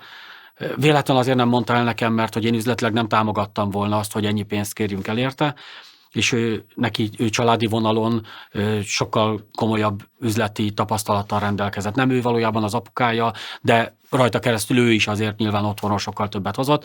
Szóval én azt gondolom mai fejjel, hogy tudta, hogy nem értenék vele egyet, ezért inkább fű alatt intézte, de ezt én tisztességtelenségnek fogtam föl, és akkor volt egy komoly nézeteltérésünk, és akkor inkább kiszálltam belőle. Bár hát nagyon fájt, mert akkor azért már éreztem, hogy valami olyat alkottunk, ami maradandó, de hát a tisztességet nem tudja semmi megelőzni, úgyhogy ha azon a területen én sérülök, akkor onnan lépek inkább el.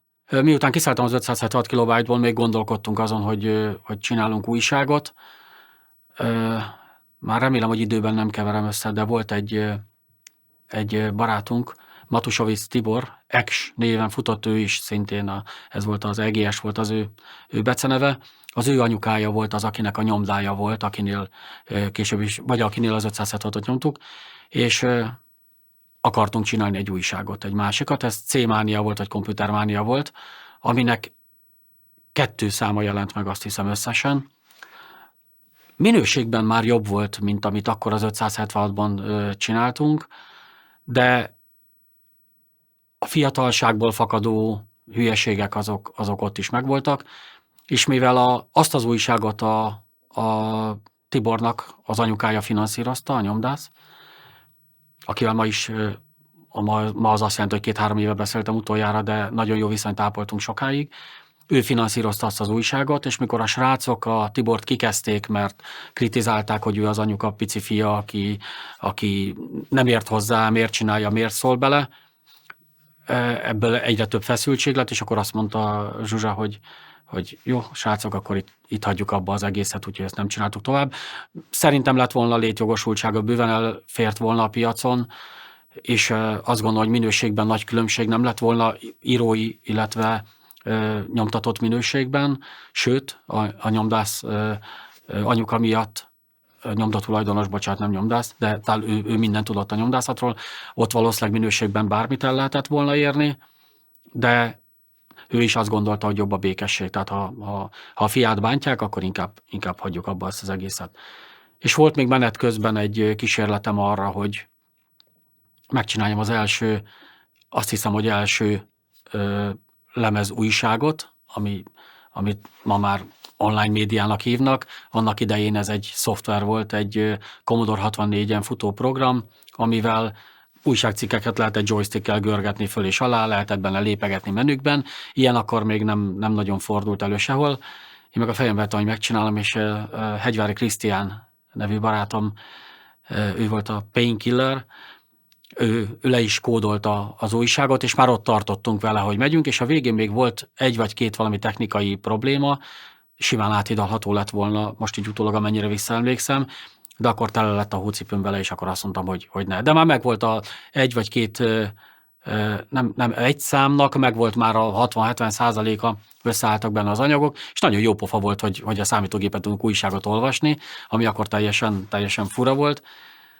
Úgyhogy sajnálom, hogy végül azt nem csináltuk meg, de ahogy mondtam, amikor úgy elfogy, nagyon nagy lelkesedéssel szállok bele mindenbe, nem vagyok nagyon kitartó, különösen akkor, hogyha olyan problémákkal találkozom, hogy nem rajtam múlik, és nem tudom megoldani.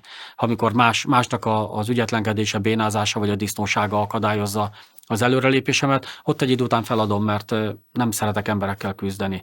Olyan közegeket szeretek magam köré építeni, akikkel jól együtt lehet működni, és ez így volt az újságban is egyébként, amikor én eljöttem az újságtól, akkor az összes olyan srác, aki mellettem volt, ő magától eljött, mert érezték ők is a helyzetnek a fonákságát, érezték, hogy a tisztesség oldaláról vélhetően az én oldalamra billen a mérleg nyelve, és ők is hasonlóak voltak ugye madara tolláról, ők is azt mondták, hogy ők nem kívánnak akkor együttműködni tovább azon az oldalon. Szóval végül feladtam ezt a 64-es újságot is.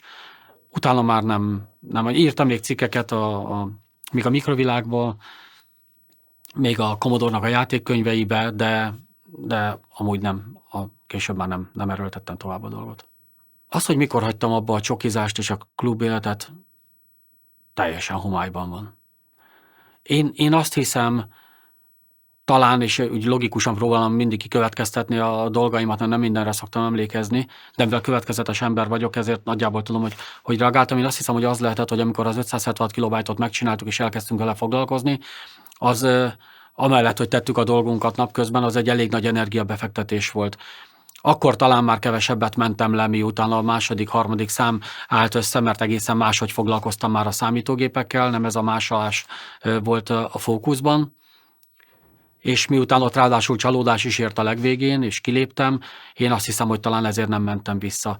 A csokinak addig volt számomra igazi értéke, ameddig picit előre tudott mozdítani, de ott ugye az Amigáig mentünk előre, az már PC-ről nem szólt annak idején. Talán már valamelyik karácsony volt, PC-k is voltak, de ott lent a csokiba addig, ameddig én jártam, addig nem. És a Commodore 64 Amiga meg volt, itt extrát már nem igazán látok benne, az 576 kilobájt miatt a játékokkal egy kicsit máshogy kezeltem, már máshogy álltam hozzájuk, már nem volt arra indítatásom, hogy menjek és másolgassak. A srácokkal jobban maradtam, akikkel együtt voltunk, egy csapatban voltunk, de ott azért nálam, vagy számomra nem épültek életre szóló barátságok lent.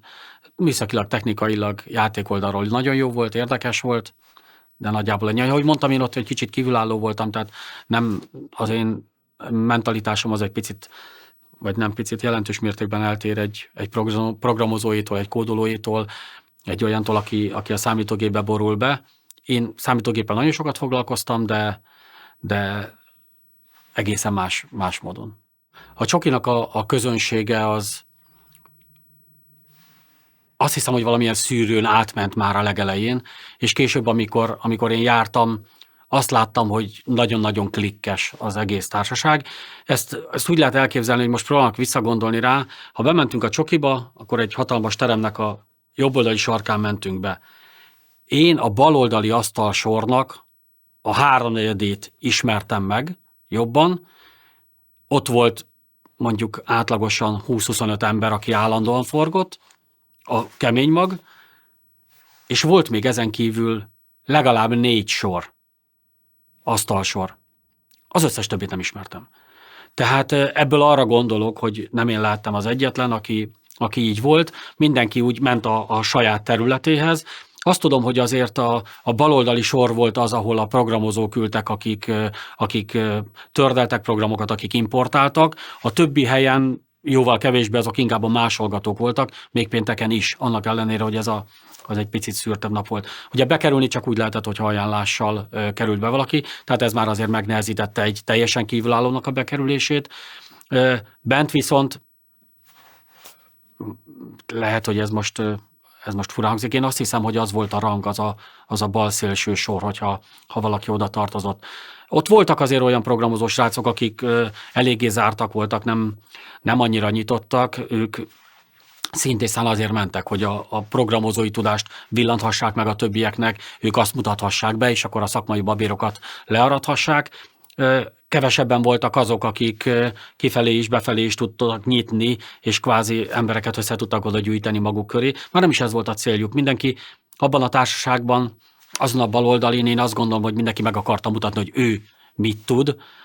Kevesen voltunk, akik semmit, tehát én a csodálók közé tartoztam, csak véletlenül értelmesen beszéltem, és ezért úgy befogadtak maguk közé, de én sem voltam benne azért abban a kemény magban. Tehát éreztem én is, hogy vannak a nagyon-nagyon közelben lévők, én azért 1 vagy 2 körrel kijebb voltam. Én sokkal inkább olyan voltam, mint majd PR-os, tehát én kifelé tudtam prezentálni azt, hogy ezek az emberek mit tudnak, milyen baromi jók.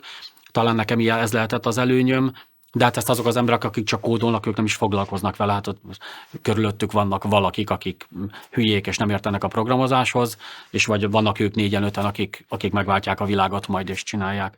Szóval igen, a hierarchia az valamilyen szinten megvolt, az önérzet, az öntudatosság az megvolt a srácokban, és nem volt nagy keveredés. Nem volt nagy keveredés köztük. Van néhány ember, akinek megmaradt a neve abból a közegből, de néha átkeresztelkedtek, tehát itt az is zavart a dolgot, találtak maguknak egy újabb nevet, úgyhogy ez is zavarhatja azért ezt a dolgot, de igen, amikor Zsán ott volt, Zsán, én amennyire emlékszem, és remélem, ha hallja ezt, akkor nem bántódik meg rajta, én egy kicsit olyan úri fiúnak gondoltam, olyan nagyon jómódú srácnak, akinek a pénze megvolt, kicsit belefolyt a kódolásba is, de azért abban nem tartották olyan nagyon menőnek, de nagyon kedvelték, mert amennyire emlékszem, ő hozott dolgokat mindig, ő vagy importált, vagy pénzes srác volt, arra már nem emlékszem, de mindenképpen egy ilyen kicsit hangulatfelelős is volt az emberek között.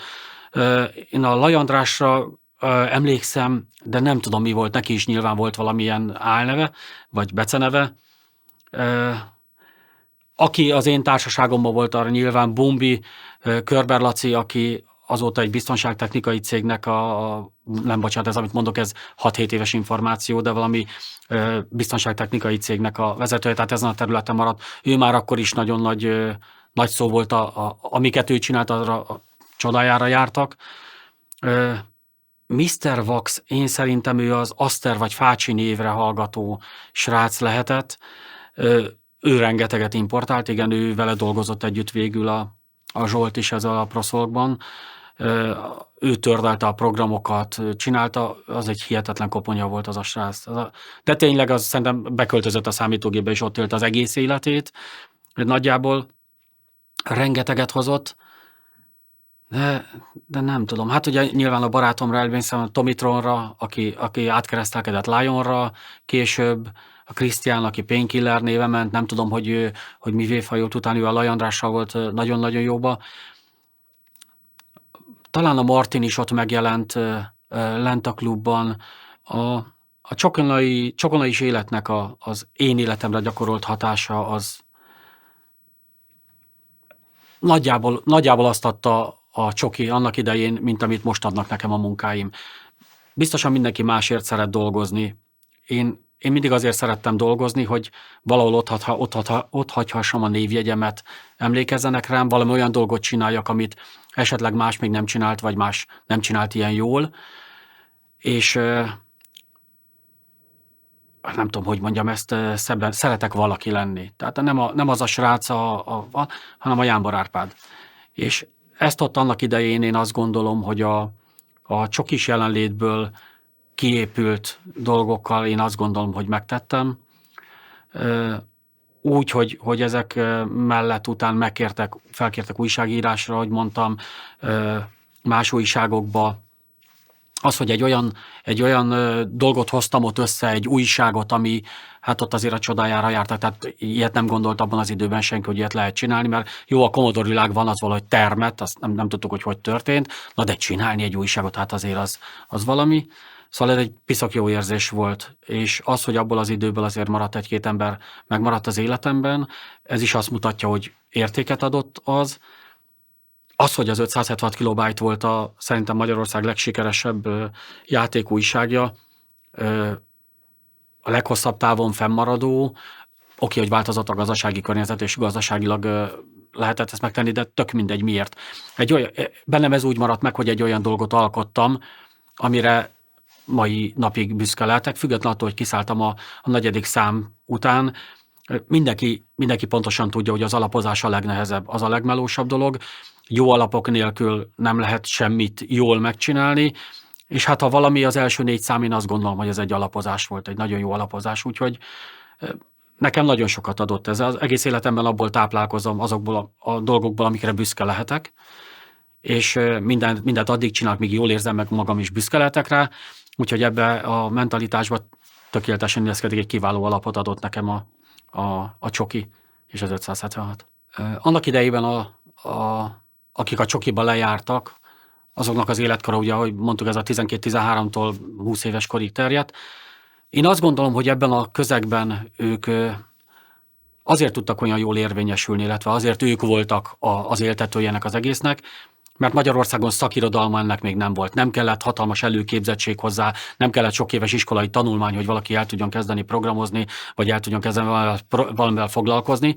És mivel a gyerek az játszani szeret, ezért a játékok voltak a legjobb belépők erre a területre. Ahogy mondtam, számítógépek, számítástechnika egyenlő játék. Ez volt az első, és amikor játszottak sokat, akkor utána jutott az eszükbe, hogy mi lenne, hogyha ők is megpróbálnának valami hasonlót írni, hogyha egy tört játék bejött, és jött előtte egy demo, akkor mi lenne, hogyha ők is egy ilyen demót megpróbálnának írni.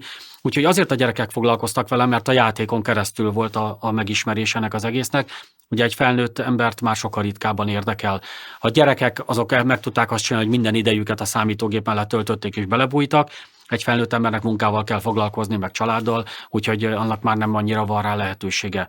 És hát nem utolsó sorban a gyerekek nagyon sokszor szeretnek versengeni egymással, ez pedig egy kiváló platform volt arra, hogy ki szerez gyorsabban játékot, ki töri meg gyorsabban, ki csinál jobb demót, ki csinál jobb rutinokat, kit mennyire tudja magát megismertetni az emberekkel. Ez mind egy kicsit ilyen mai szemmel nézem már ilyen kicsit PR-ozás volt már a végén, úgyhogy én azt gondolom, hogy nagyjából ezért volt az, hogy a nagyon fiatal korosztály volt, aki ezt az egészet elindította.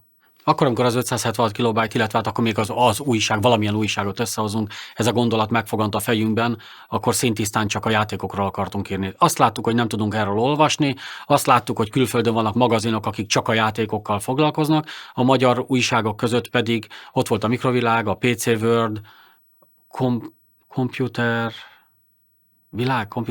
World, volt még egy újság, akik nagyon-nagyon másról szóltak. Ők szakmai oldalról próbálták megfogni a dolgot, akkortájt egyáltalán mit lehetett, a számítógépet hol lehetett hadra fogni, milyen területeken lehetett egyáltalán hasznosítani, ők ezzel foglalkoztak. A Mikrovilágnak volt egy gyenge kísérlete, nem tudom hány számon keresztül én is írtam játékokról nekik is, de egészen más azt, amikor egy szakmai újságba berak egy ember egy játék mellékletet, az nagyon réteg lesz, az egészen biztos.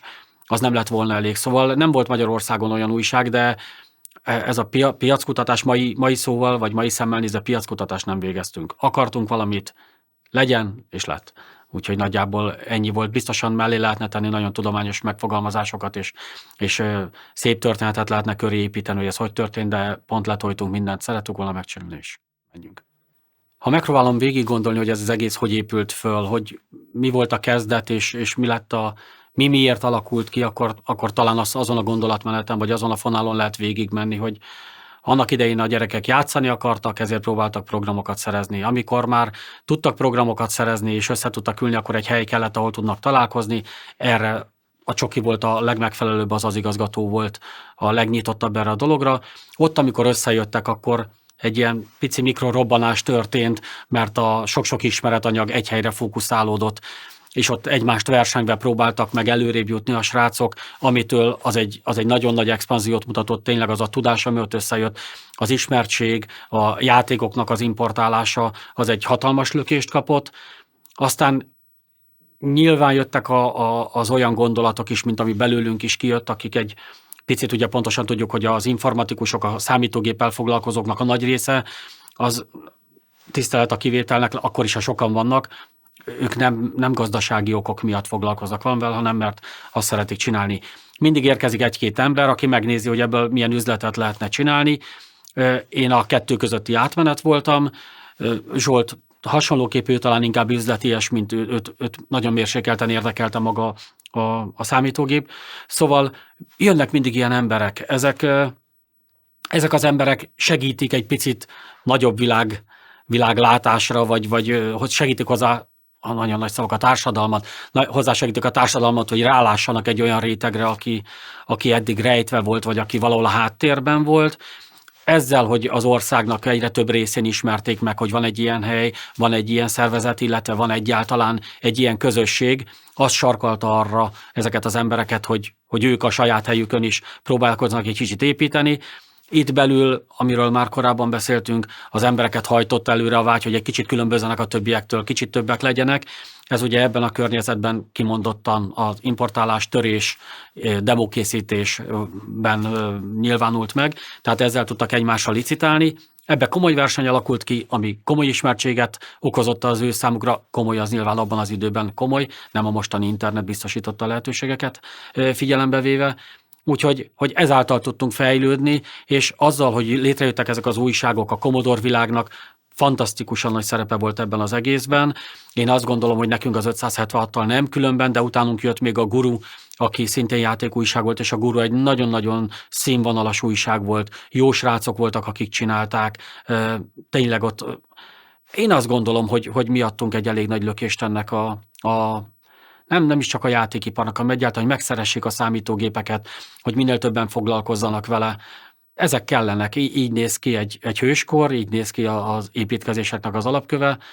Én azt gondolom, hogy nagyon nagyban hozzájárultunk. Ez a néhány újság, meg az a néhány száz ember, aki ott részt vett ahhoz, hogy idáig tudtunk jutni ma Magyarországon. Na például ez a bulletin board szisztemes időszak, ez egy nagyon érdekes dolog volt, hogy valahova egy távoli hellyel így tudok kapcsolatot teremteni, és ott tudunk kommunikálni egymással, ez valami fantasztikus dolog volt, de aztán olyan sok típus jött elő, hogy egy olyan típusú ember, mint én, aki nem akar a technikának a mélyére ásni, engem már egy idő után nagyon bosszantott, hogy itt ez a protokoll való, az a protokoll, itt így lehet, ott amúgy lehet kommunikálni, úgyhogy az végül felbosszantott, és kimaradtam belőle.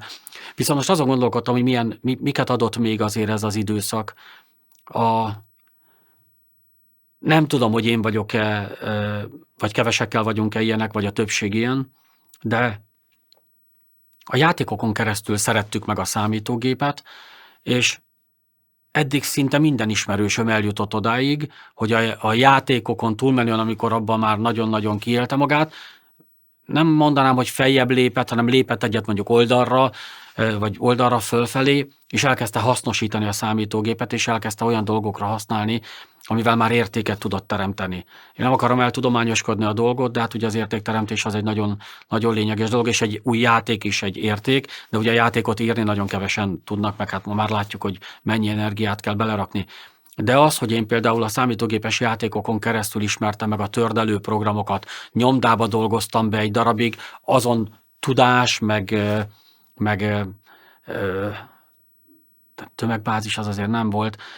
Azok miatt, az emberek miatt, akikkel tudtam kommunikálni egyáltalán arról, hogy egy tördelőprogramot hogy kell használni, ezzel utána értéket tudtam teremteni, és az emberek kicsit csodájára jártak annak, amit tudtunk csinálni. Ez egy fantasztikus érzés. Volt egy gyerekkoromban a szomszédunk volt, Lajta Klárinak hívják a hölgyet, éppen most találkoztam vele egy néhány hónapja.